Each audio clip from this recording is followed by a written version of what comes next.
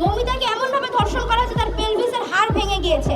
এখানে অনেকজন পুরুষ মমতা ব্যানার্জির পুলিশ আমাদের মুখ বন্ধ করতে চাইছে সেটাই। नमस्कार, सर्वप्रथम मैं यहाँ उपस्थित समस्त गुरुजनों को ভারতের রাস্তাঘাট এখন উত্তাল আরজিকর হসপিটালের ডাক্তার মৌমিতা হত্যাকাণ্ডের বিচারের দাবিতে। এর মাঝে গ্রেফতার হয়েছে এই পাশবিক হত্যাকাণ্ডের মূল আসামি সঞ্জয়ও। অন্যদিকে খবর আসছে অপরাধীদের বাঁচাতে মরিয়া হয়ে উঠেছে পশ্চিমবঙ্গের মুখ্যমন্ত্রী মমতা ব্যানার্জি। শোনা যাচ্ছে টাকা দিয়ে অপরাধীদের বাঁচাতে জোর চেষ্টা চালাচ্ছেন তিনি। তাই কলকাতার জনগণ এখন মমতা ব্যানার্জির পদত্যাগের দাবি তুলে আন্দোলন শুরু করেছে। এদিকে সাধারণ মানুষের সাথে যোগ দিয়ে মমতা ব্যানার্জির পদত্যাগ চাইল জনপ্রিয় অভিনেত্রী মিমি চক্রবর্তীও।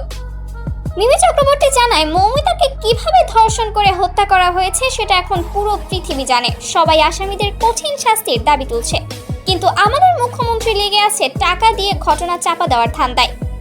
একজন মেয়ে হয়ে অন্য আরেকজন মেয়ের সর্বনাশ কিভাবে করতে হয় তার কাছ থেকেই শিখবে জনগণ। মিমি চক্রবর্তী বলেন, এ ঘটনার পর মমতা ব্যানার্জি কোনোভাবেই ক্ষমতায় থাকতে পারে না। তাকে 7 দিনের আলটিমেটাম দিচ্ছি, 7 দিনের মধ্যে পদত্যাগ করে পার্লামেন্ট ছাড়তে হবে, না হলে বাংলাদেশের মতো সাধারণ মানুষ তাকে লাঞ্ছিত করতে বাধ্য হবে বলেও জানায় তিনি।